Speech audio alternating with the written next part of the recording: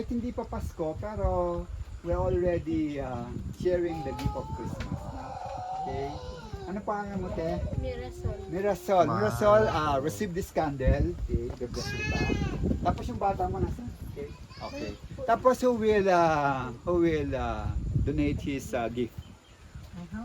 Hold on you here.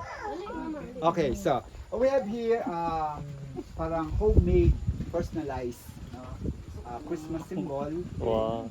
And to bring to you the joy, which is our Lord Jesus Christ. Our joy who is our Lord. So, sana kahit mahirap ang buhay, kahit na medyo maraming struggles, but because Jesus Christ is with us, no? If natin this gift. Kaya ibigay namin sa iyo to. Okay? So, tanggapin mo to, but before that, we will bless it. Okay? The Holy Water, sorry.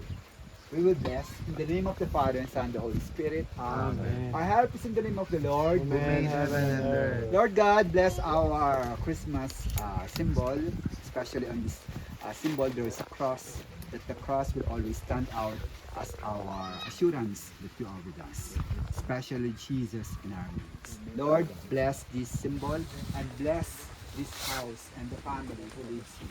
In Jesus' name we pray. Amen. I bless the Father and Son and the Holy Spirit. Amen. Please receive this symbol of Christmas. And then may we ask us, sabit natin siya dito. Okay? Para sa ganun. I think, ito, yes, I will put it here, my friend. Yeah. Merry Christmas. Merry Christmas.